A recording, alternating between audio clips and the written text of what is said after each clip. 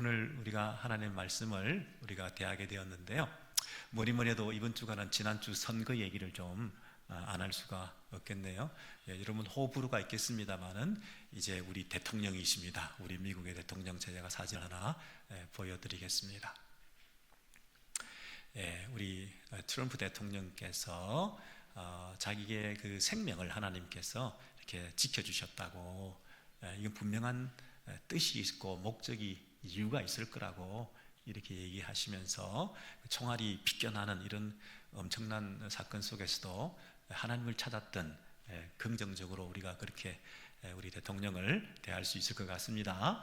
그리고 이번 대통령 선거에 나타났던 또 한 분의 이 인물은, 문제의 인물은 그 전기차 회사에서 엄청난, 세계에서 제일 부자 중에 한 분인데, 이분이 원래는 무신론자였는데 자기가 예수님의 가르침을 좋아한다고 이렇게 얘기를 했는데, 이분을 가리켜 문화적 그리스도이다 이렇게 말합니다. 문화적 그리스도인. 여러분, 문화적 그리스도인이라는 얘기는 뭐냐면, 내가 철저한 리얼 크리스찬은 아니지만 그래도 예수의 그 가르침, 한쪽 밤을 대면 한쪽 밤을 또 대라는, 원수를 사랑해라든지, 산상수훈의 그 고상한 말씀이라든지, 황금률이라든지 이런 말씀을 내가 좋아한다. 그래서 기독교를 참 진리로, 유일한 진리로 받아들이진 않지만 그래도 기독교 정신은 내가 좋아한다, 뭐 이런 정도 문화적 그리스도인이라.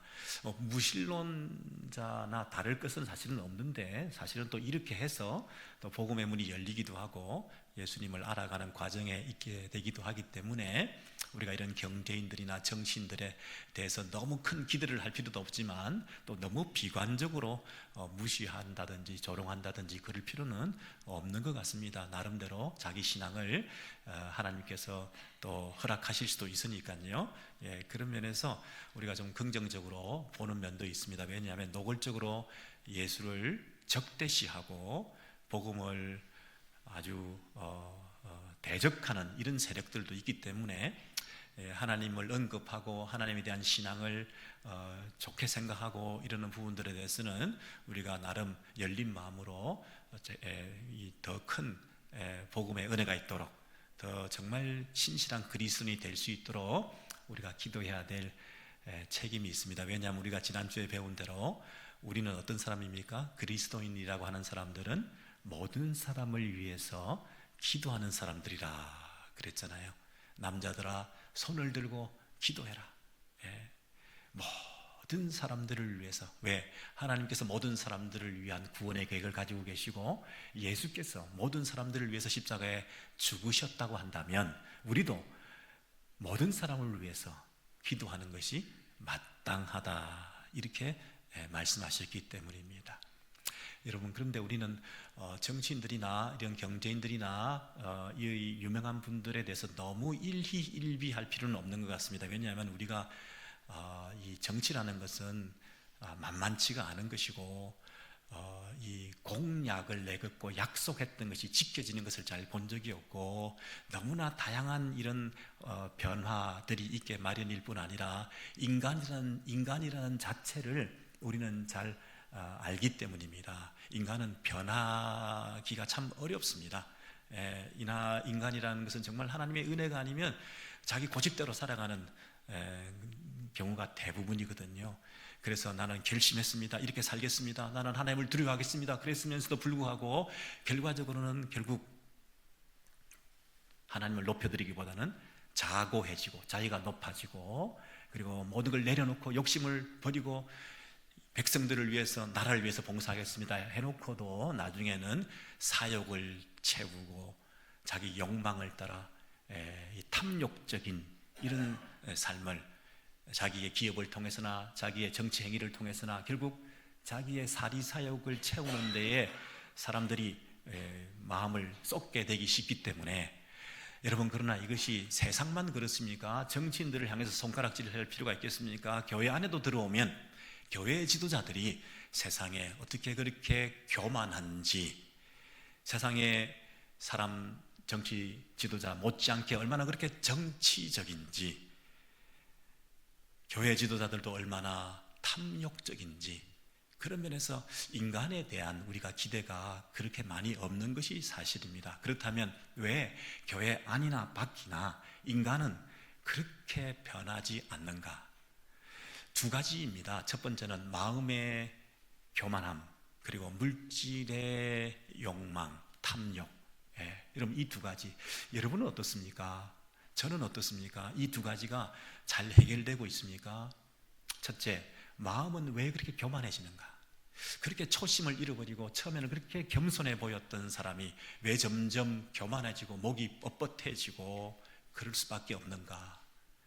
두 번째, 그렇게 욕심이 없어 보이고 욕심이 없어야 된다고 하는 사람이 어떻게 그렇게 욕심을 부리는가? 말년이 결국은 돈 문제로 실패하고, 그렇게 존경받다가 마지막에 결국 돈 문제로 추락하고 하는 것들을 보면서 이 물질에 대한 한없는 욕망, 그리고 스스로 높아지려고 하는 자기 과시, 자기 자랑, 자기의 이 교만한 이 마음에 이 변하지 않는 모습들을 우리는 어떻게 진단하고 해석하고 해결을 모색할 수 있을까? 이거 정말 달라져야 될 텐데, 여러분 어떻습니까? 근데 오늘 성경에서 그 두 가지 문제를, 그 원인은 이것이다, 이렇게 진단을 하고 있습니다. 가정에서 남편과 아내, 또 부모와 자녀 사이의 이 관계들을 생각해 보면 다 이 문제거든요. 교만과 물질에 대한 욕망, 이것으로 인해서 끊임없는 다툼과 또 불필요한 이런 이 분쟁들이 소소하게 생기면서 관계가 깨어지고 이런 경향들이 참 많은데, 어떻게 하면 자기를 끝까지 내려놓을 수 있는가? 겸손한 사람으로 살았다. 그리고 물질에 대해서 참 초연한 그런 모습을 보인다. 기독교는 청빈 사상을 가르치는 것은 아니지만 그래도 물질에 대해서 조금 초연한 모습을 보여야 되는데, 오히려 교회 다니는 사람들이 오히려 더 탐욕적이고 개걸스럽고 끝까지 자기 것을 챙기고 하는 것을 보면서 많은 실망을 했다고 하는, 그래서 요즘 교회를 향해서 욕하는 사람들도 많이 있습니다. 목사라고 부르지 않습니다. 먹사라고 부르기도 하고, 이 교회를 이렇게 조롱하고 있는 이유가, 야, 너무 교만하고 권위적이고 탐욕적이고 저거 정말 세상보다 못하다, 이 교회의 모습에 대해서 그렇게 많이들 얘기하고 있지 않습니까? 자기 교회를 키우고 개교회주의에 빠져서 조금은 교회가 되다 보면 건물을 사고 또 큰 버스 사고 큰 기도원 사고 땅 사고, 그러면서 결국 자기 건물, 자기 땅, 자기 테리토리를 넓히는 일에 혈안이 되어 있는 것을 보면서 탐욕적이다, 그 한마디로 우리를 욕할 때 우리는 더 이상 할 말이 없고 고개를 숙일 수밖에 없는데, 계속 이렇게 내버려 둘 것입니까? 우리 성도들과 교회 지도자들과 우리들이 이 문제를 해결하기 위해서 오늘 제시하는 해결책은 뭔가, 여러분 관심이 있지 않습니까? 첫째, 디모데전서 6장 3절에 보시면 누구든지, 예외가 없습니다, 누구든지입니다. 누구든지 왜 이렇게 되느냐 하면 다른 교훈을 하며, 바른 말, 곧 우리 주 예수 그리스도의 말씀과 경건에 관한 바른 교훈을 따르지 아니하면, 그 다음 나오는 단어가 뭡니까? 그는 교만해진다. 우리가 관심 있는 것은 왜 사람은 교만해지는가에 관심이 있는데, 그 이유가 뭐냐면 바른 교훈에 서 있지 않고 다른 교훈을 따르면 교만해진다, 이렇게 말합니다. 다른 교훈과 바른 교훈의 그 긴장 관계를 생각해 보시고, 그렇다면 바른 교훈이 뭔가를 보십시오. 바른 말 곧 A 곧 B, A는 B다. 바른 교훈이 뭐냐면 우리 주 예수 그리스도의 말씀과 경건에 관한 교훈이다. 두 가지입니다. 첫 번째는 우리 주 예수 그리스도에 관한 말씀과 두 번째는 경건에 관한 교훈. 첫 번째, 우리 주 예수 그리스도의 말씀이라는 것은 뭐냐면, 예수라는 한 청년이, 고유 대명사인 이 예수라는 한 사람이 하나님의 아들로서 이 땅에 구원자로 오셔서 십자가에 죽으시고 우리의 죗값을 지불하심으로 말미암아 우리의 그리스도가 되셨다, 우리의 메시아 구원자가 되셨다는 그 사실. 그래서 우리를 값주고 사셨으니까 우리는 그분께 속한, 그분이 우리의 주인이 된, 그래서 예수가 나의 주인이 되시고 그리고 나의 그리스도가 되셨다는 사실을 고백하는 복음의 말씀, 그 말씀을 받아들인 사람, 그리고 그 말씀을 받아들이고 구원을 받은 사람이 이제 어떤 삶을 살아가는가, 이게 경건에 관한 말씀이거든요. 그래서 구원과 경건, 우리가 구원받았으면 예수 그리스도를 통해서 나는 아무것도 아니요, 내 공로나 자격은 없이 내 힘으로, 내 행위로, 내 선행으로 할 수 없는 오직 하나님의 은혜로, 아무것도 아닌 나를 하나님이 은혜로 구원해 주셨다는 그 감격, 그 감격을 가지고 이제 살아가는데, 이 감격 속에 제일 큰 감격은 뭐냐면 하나님의 자녀가 되었다는 감격입니다. 우리는 사람이 아니라 하나님의 권속이 되었습니다. 왜냐하면 하나님과 우리 사이에 미디에이터로, 중보자로서 연결시켜 주신 분이 예수 그리스도이기 때문에, 예수 그리스도 그분은 하나님이시면서도 사람이시지 않습니까? 왜냐하면 중보자라는 것은 어느 한쪽에 치우치시면 안 되고 하나님이기도 하고 사람이기도 하셔야 그분이 우리의 중보자가 되실 수 있으니, 유일한 하나님의 아들이신 한 분 예수 그리스도를 통해서 우리는 하나님께 갈 수 있는 길이 열리게 되었고, 우리는 그 하나님의 거룩을 닮아갈 수 있게 되었고, 그 하나님의 부요를 우리가 누리게 되었고, 그리고 하나님 주시는 그 평강을 우리 안에 얻게 되었기 때문입니다. 우리는 지금 사람이 불편하고 환경이 좋지 않아서 내가 불편하다고 생각하는데, 사실은 제일 불편한 건 하나님과의 관계였습니다. 하나님과의 관계가 불편했었습니다. 그런데 예수 그리스도 안에서 우리가 하나님의 관계가 화목하게 된 것이잖아요. 여러분, 하나님 안에서 이 복을 우리가 누리게 되었다는 이 사실 때문에 이제 나는 하나님 앞에서 살아가는 삶, 경건이 뭐라고요? 하나님 앞에서 살아가는 삶을 살게 되었다는 거죠. 그래서 이 구원과 경건에 관한 교훈을 배우고 깨닫고 알고 그것을 따라가는 삶을 살아가는 사람이라고 한다면 교만이라는 것이 있을 리가 없을 텐데, 그렇지 않은 다른 가르침, 세상의 모든 지식과 모든 현학적인 가르침 속에서 철학을 배우고 세상의 다른 종교를 통해서 많은 것을 배우지만 유일한 구원자 예수 그리스도 하나님 앞에서, 거룩하신 그분 앞에 살아가는 이 신앙생활이라고 하는 이 경건의 삶을 살지 않으면 자기도 모르게 우리는 내가 배운 것, 아는 것을 가지고 자랑하게 되고, 자기를 드러내게 되고, 자기를 과시하게 되고, 자기만 구원받은 것에 대한 독점적인 자기의 특권을 누리게 되고, 그러면서 다른 사람과 비교하고 비교적인 우월감을 가지고 상대방을 무시하게 되면서 서로 어떻게 됩니까? 변론과 언쟁을 하게 되며 결국은 그 사람과 투기하고 분쟁하고 비방하고 중상하며 싸우게 되는 이런 관계의 어려움들이 생기는 이 일이 일어나게 된다는 것이죠. 이 땅에서 많은 사람과 많은 사람이 서로 다툴 수밖에 없는 것은, 만인에 대한 만인의 투쟁이 일어날 수밖에 없는 것은 다 자기가 왕노릇하고 있기 때문이고 자기를 주장하고 있기 때문인데, 우리 그리스도인들은 자기 주장이 없어진 사람들이다. I'm nothing, 아무것도 아니다, 오직 은혜다. 우리가 드러내고 높여드려야 될 분은 우리 주밖에 없다. 나는 아무것도 아니다. 나는 더 겸비한 존재로 살 수밖에 없다. 나는 죄인 중에 개수로 살아갈 수밖에 없는, 나는 근본적으로 하나님 앞에 바로 설 수 없는 자였다는 그 사실이 주는 마음의 감동과 위로가 있음으로 말미암아 그것으로 살아가는 인생이 된 것이죠. 자기를 드러내서 과시하면서 자랑하면서 사는 인생이 아니라 하나님의 은혜로 살아가는 삶의 이 기쁨을 내가 깨닫게 된 그 차이가 이 사람을 교만하냐 교만하지 않느냐를 결정지우는 것이라는 거죠. 우리가 왜 교만해진다고요? 복음에 굳게 서지 않아서 그렇다는 거예요. 구원의 도를 바로 깨닫지 않았다는 거죠. 하나님 앞에서 살지 않기 때문이라는 거죠. 왜 교만해진다고요? 왜 서로 다툰다고요? 왜 남녀가, 남편과 아내가, 왜 부모와 자녀가, 목사와 장로와 집사와 성도들 간에 이런 형제 사랑이 넘치는 공동체 안에서 가끔 왜 서로 긴장관계가 생긴다고요? 복음에 깊이 서지 않았기 때문이죠. 내가 이런 말할 자격이 없어. 나는 내 주장이 없어진 사람이야. 나도 모르게 자기 주장을 하게 되었는데, 나보다 남을 낮게 여기는 그런 나의 겸비한 태도를 가지면 감히 내가 이런저런 말을 할 자격도 없는 사람이에요.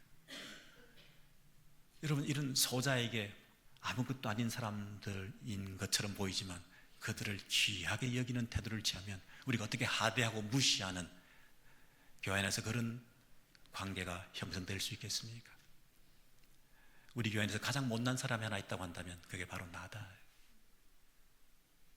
여러분, 이런 태도로 살아가다 보니 이 교회는 생각할 수 없는 평화가 있고 생각할 수 없는 하나님의 지혜가 넘치는 공동체가 되는 거죠.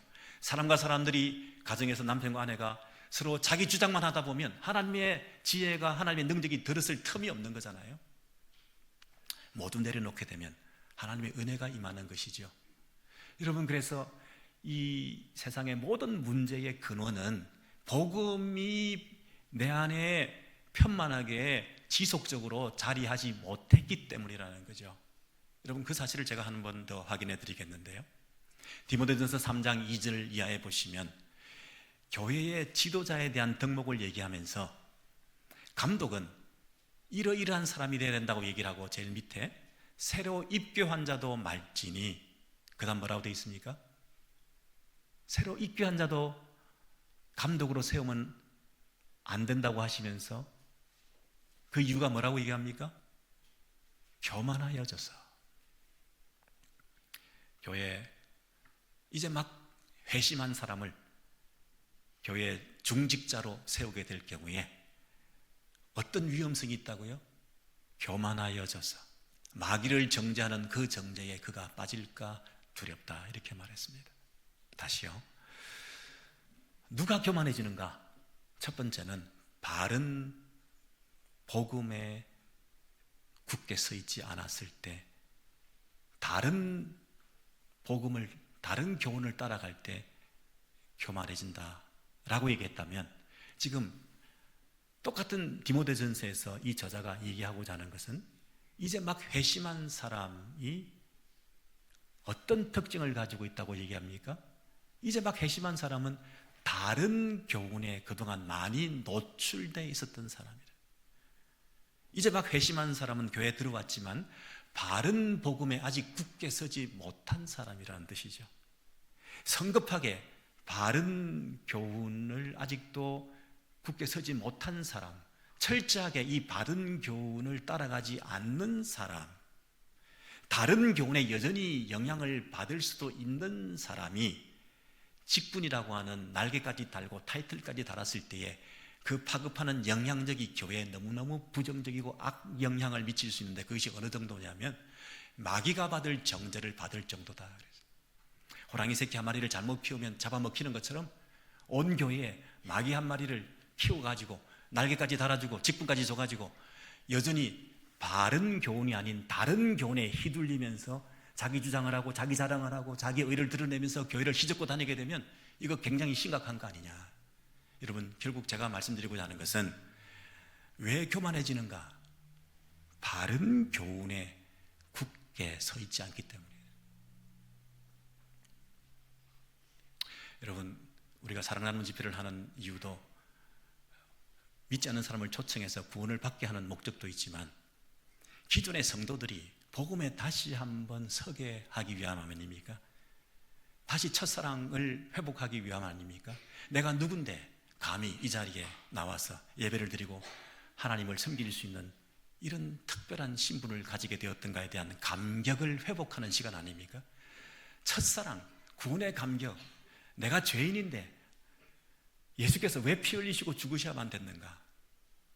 왜 나 같은 것을 위해서 그냥 의료 행위를 통해서 병을 고쳐주시거나 위대한 학자가 와서 가르쳐 주셔서 좋은 위대한 스승이 그 도를 전달해 주셔서 나에게 득도할 수 있게끔 만드시거나, 선행이나 고행을 통해서 어느 수준 이상으로 올라가는 행위를 통해서 종교적인 의를 쟁취하도록 하지 아니하시고, 왜 하나님의 아들이 죄 없으신 그분이 굳이 죽으시는 방법으로 나를 구원해 하셨다고 하는 그 구원의 길을 내가 가게끔 만드시는가?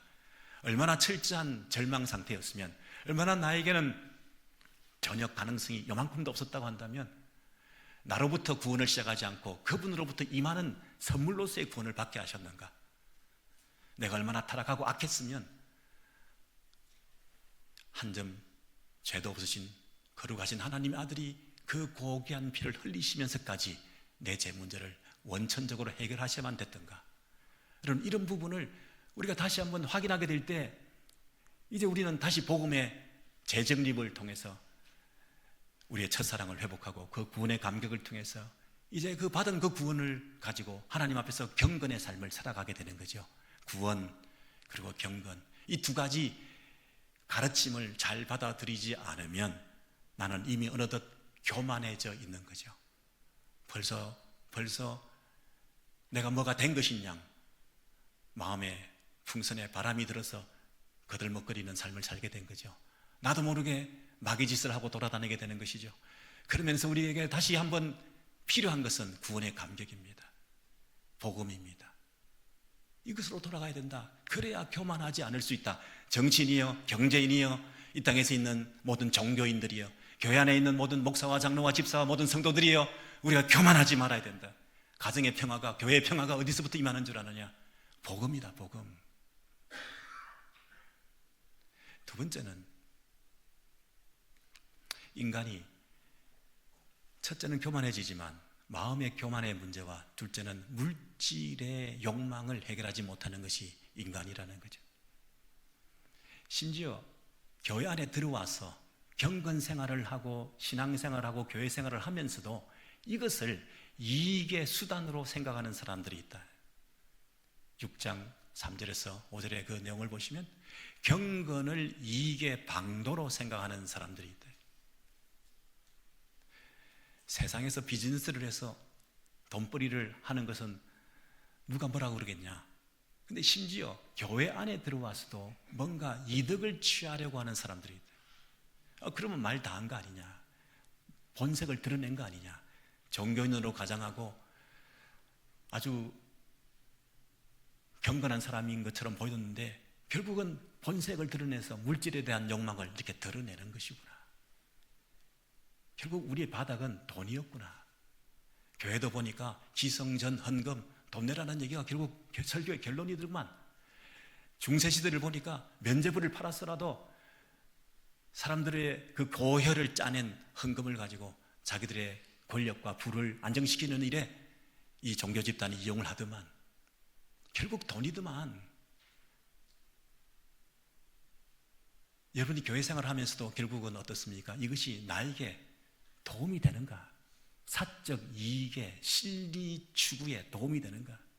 사랑을 베풀기보다는 사욕을 채우고 진리를 추구하기보다는 사리, 실리를 채우면서 개인적인 이익을 탐하는 데에 우리가 마음을 두게 되지 않습니까? 뭔가라도 교회 가서 집 오고 싶은 마음이 있지 않습니까? 내가 교회에서 뭘 섬기고 나누고 베풀고 갖다 드리기보다는 이 교회 생활을 통해서 뭔가 사람들과의 관계도 얻고 그리고 작은 어떤 물질의 도움도 얻고 이런저런 유익이 있어야 교회 다니는 의미가 있지. 교회를 실컷 다녔는데 나에게 하나도 도움이 되는 것이 없다고 한다면 교회를 계속 다닐 이유가 있을까? 좀 더 다른 곳에 가서 도움이 될 만한 곳을 기웃거리게 되지 않겠습니까? 사람들이란 결국 자기 안에는 그 욕망을 채우기 위해서 도움이 되는 쪽으로 마음과 이 몸이 가게 마련이거든요. 경건도 심지어 이익의 수단으로, 특별히 교회 안에 있는 지도자들이 자기의 탐욕을 채우는 수단으로 이 종교 비즈니스를 하고 있다면 그것만큼 비극적인 일이 어디 있겠습니까? 경건을 이익의 수단으로. 여러분, 이게 우리의 결국 민낯이었다는 것입니까? 불편한 진실인 것인가요? 그냥 아닌 것처럼 하면서 뭔가 교회 생활 안에서 개인적인 일을 탐하고 계십니까? 여러분, 이런 마음의 갈등이 좀 있으시죠? 비즈니스를 하시거나 뭐 봉사를 하시거나. 여러분, 결국 근데 그것이 경건을 이익의 재료로 삼는다는 이런 책망을 받을 때, 이게 참 아픈 부분이구나. 근데 그것이 왜 그렇다고요? 여러분, 바른 복음에 굳게 서 있지 않아서 그렇다는 것이죠. 여러분, 교회 생활을 하고 이제 좀 익숙해지게 되면 이제 성경 구절도 많이 알게 되고 그러니까 어떤 분이 이렇게 기도를 했다고 합니다. 하나님, 하루도 천년 같고 천년도 하루 같다고 그렇게 하셨는데 시간이나 물질 개념이나 이런 데 매여 계시는 하나님이 아니시기 때문에 그러면 뭐 1억 불이나 뭐 1불이나 뭐 하나님 입장에서는 똑같은 것이시겠네요. 그냥 저에게 한 1불만 좀 주시면 안 되실까요? 네. 그랬더니 하나님께서 하루만 기다리라 그렇게 말씀하셨대죠. 네. 여러분, 우리가 무한대에다가 수천 수백을 더해도 무한대로 남고, 무한대에다가 수천 수백을 다 빼도 그대로 무한대로 남는 거죠. 예. 이것이 예수를 믿고 하나님을 내 아버지라고 섬기게 되었다는 그 자족감이라고 말합니다. 하나님 그분 한 분으로 족하다는 의미가 이것이죠. 근데 그 개념이 없는 사람들은 자꾸 뭔가를 취하려고 하죠. 뭔가 이득을 탐하려고 하죠. 뭔가 조급한 거죠. 부를 축적하고 싶어하고 안정감을 가지고 싶어하는 거죠. 하나님이 주는 그 안정감보다는 내가 쌓아 올리는 안정감을 더 추구하게 되는 거죠. 하나님 한 분으로 만족한다는 그 개념을 입으로는 하지만 사실은 굉장히 불안해하는 것이죠. 여러분, 그래서 이 두 가지 문제가 우리에게 있는데, 그 마음의 교만 문제와 물질의 이 욕망을 추구하는 문제로 우리가 막 흔들리다 보면 우리의 신앙생활도 끝까지 완주하기보다는 마지막에 추락하게 되기 쉬우니까, 오늘 이 말씀을 통해서 디모데에게 사도 바울이, 나도 경험해 봤는데 교회 안에는 딱 두 부류의 사람들이 있다. 첫 번째는 부하려 하는 자와 부한 자라고 하는 부류의 사람이 있는데, 그 부하려고 하는 사람들은 아직까지 경제적으로 자립을 하지 못했거나 조금 결핍되었거나 아니면 어느 정도 안정이 됐음에도 불구하고 끝없는 욕심을 가지고 계속해서 더 많은 부를 축적하려고 하는 사람들이기 때문에 마음에 안정감이 없고 조급하고 안달을 하고 우선순위를 안 지키고 하나님 앞에 예배하는 것보다 더 중요한 일들이 많고, 그래서 그 사람들, 부하려고 하는 사람들을 향해서 특별히 좀 가르치고, 그리고 두 번째는 좀 부하다, 이만하면 됐다 하는 그 사람들을 향해서도 진정한 안정감은 어디서 찾아야 되는가, 이런 부분들을 가르쳐줘서, 네가 나이도 어리고 돈도 없는 디모데 교회의 지도자이지만 그래도 그 문제를 해결하지 않으면 교회는 계속 이 물질의 욕망 때문에 자충우돌하면서 교회 안에서 부러워하면서 서로 안타까워하면서 부를 추구하고 부를 축적하고 이 경건을 이익의 수단으로 삼아 교회 생활조차도 뭔가 이득을 취하려고 하는 그런 사람들을 모여가지고 다툼이 일어나는 그런 집단이 되고만이, 근본적으로 이 물질의 욕망의 부분을 어떻게 해결해 주지 않으면 목회 성공 요원하다, 교회의 본질 회복 요원하다. 그러므로 네가 정말 해야 될 건 뭐냐면 자족이라는 단어를 가르쳐라. 자족이라는 단어는 스스로 자자이긴 하지만 네가 스스로 만족할 수 있다는 뜻이 아니라, 성도는 스스로 만족할 수 있는 유일한 길, 하나님으로 만족하는 것, 바른 복음 위에 서 있을 때, 예수 그리스도가 네 안에 중심을 잡혀 있을 때, 무한대의 하나님의 사랑을 덧입어 살 때, 이 땅에 있는 여러 가지 문제들로 인해서 요동하지 않을 수 있는 유일한 중심추 하나가 있는데, 그게 자족의 비결을 배우는 것이다. 가난할 때 자족하기가 쉽겠냐? 부자일 때 자족하기가 쉽겠냐? 어느 게 자족하기가 쉽겠냐? 둘 다 어렵다.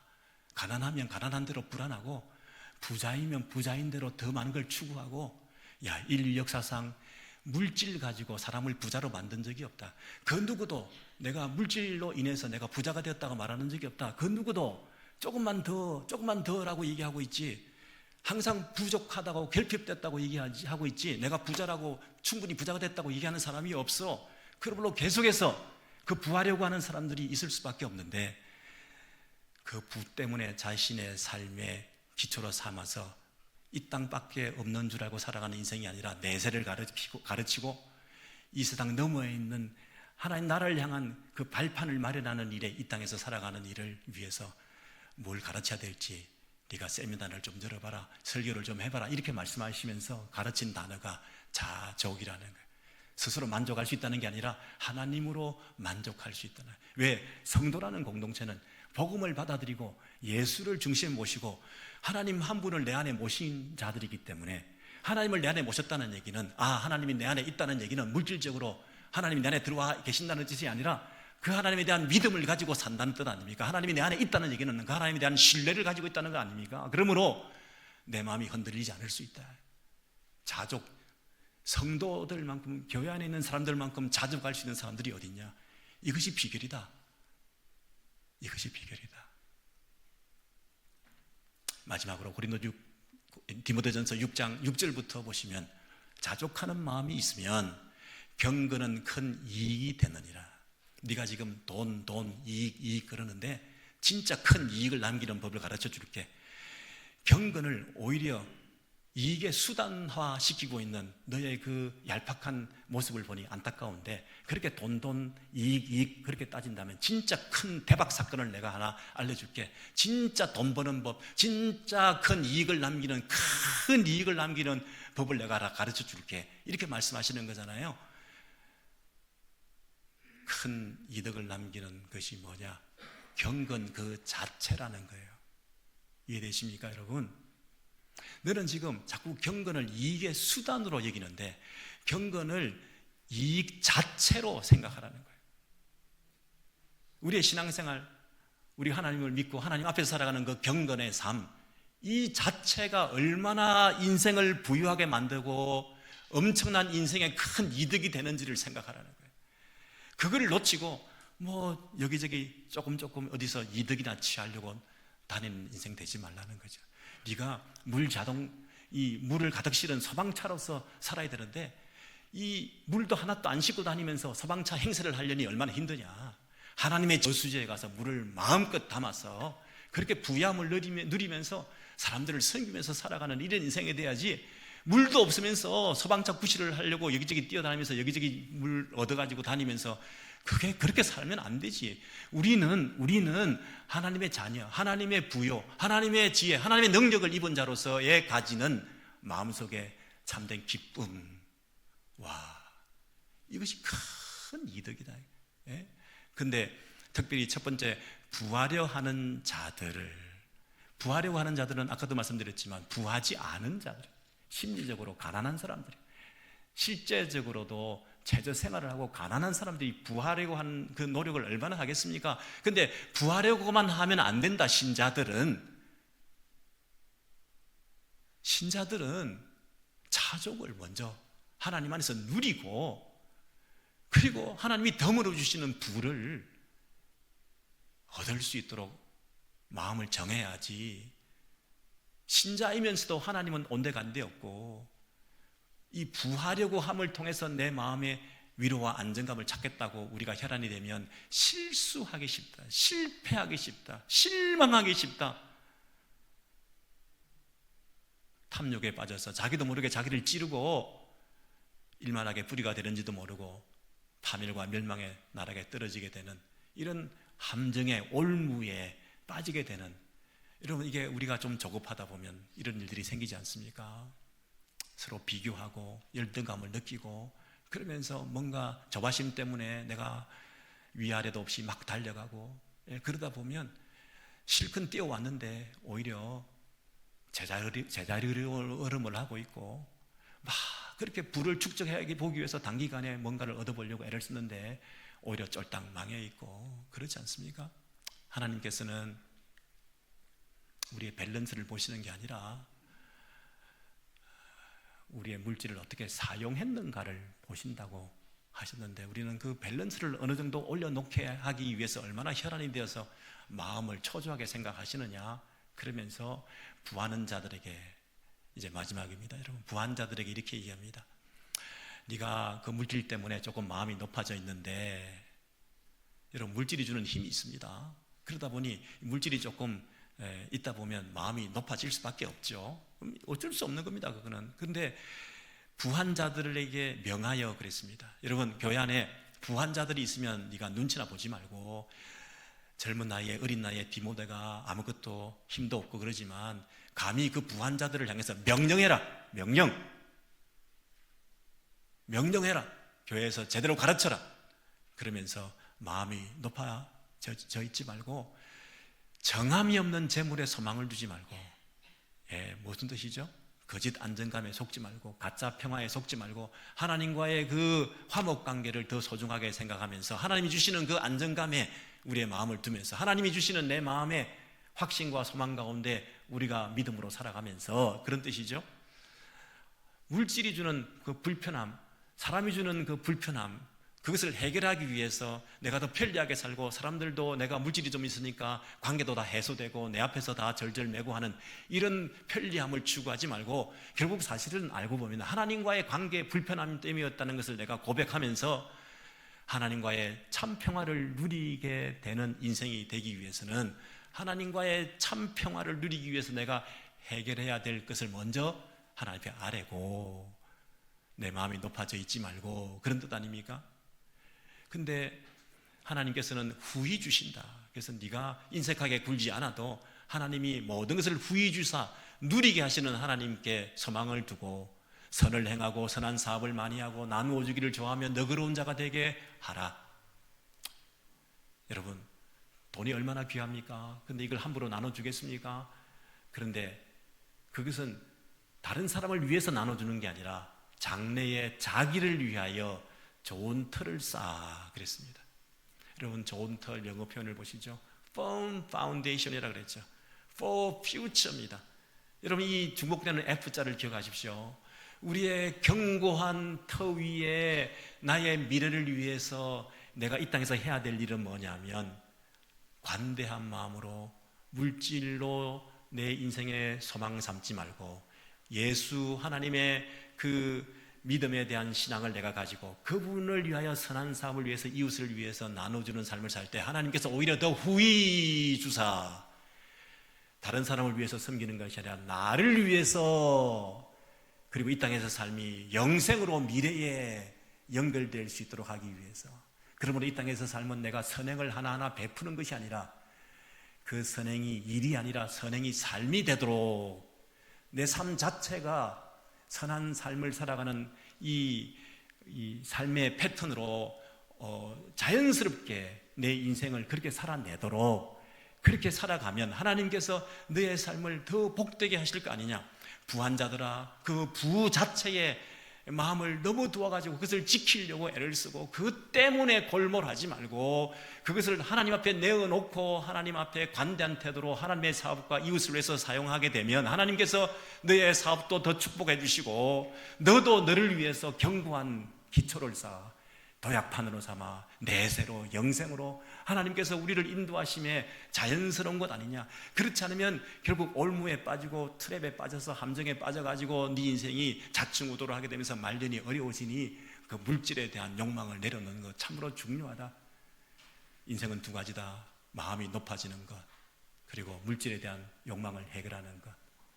그리고 물질에 대해서는 지금도 돈이 없는 사람들도 이 문제를 가지고 스트럭을 하고 있고, 돈이 좀 있다고 하는 사람들도 결국 이 물질의 문제를 해결하지 못해서 진정한 구원과 하나님이 원하시는 일들을 등한히 하게 되니, 이런 부분에서 분명히 잘 가르쳐서 우리 모두가 하나님 앞에서 부끄럽지 않은 삶을 살아냄을 통해서 오늘 이 시대에 교회를 향하여 쏟아지고 있는 그 비난과 조롱들을 우리가 해결할 수 있는 유일한 길 한 가지는 우리가 거만하지 않고 교만하지 않는 것이고, 그리고 물질에 대한 욕망을 내려놓고 선대하고 관대하게 우리의 삶을 나누는 것인데, 이 두 가지는 무엇으로 가능한가? 복음으로 가능한 것이다.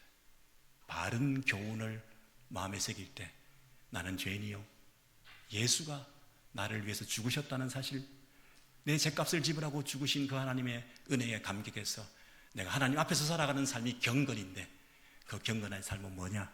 고아와 가부를 돌보고 이웃을 섬기며 자기를 지켜 새 속에 물들지 않게끔 살아가는 그 경건한 삶을 살아가는 것, 이것이야말로 이 땅에서 우리의 영향력을 드러낼 수 있는 삶이고 네 인생이 아름답게 마무리될 수 있는 삶이고 교회 안에서 가장 행복한 삶을 살아갈 수 있는 비결이니, 이 중요한 원리를 놓치고 복음에 다시 한번 돌아가지 않고 네가 마치 다 아는 것인 양 자랑하면서 그렇게 자기를 자랑하고 자기를 과시하고 자기 의를 드러내는 그런 신앙생활을 청산하지 않으면 똑같은 이 되풀이되는 이 악순환을 이 교회가 거듭할 수밖에 없으니 제발 이 복음에 굳게 서라, 이렇게 말씀하시는 것이죠.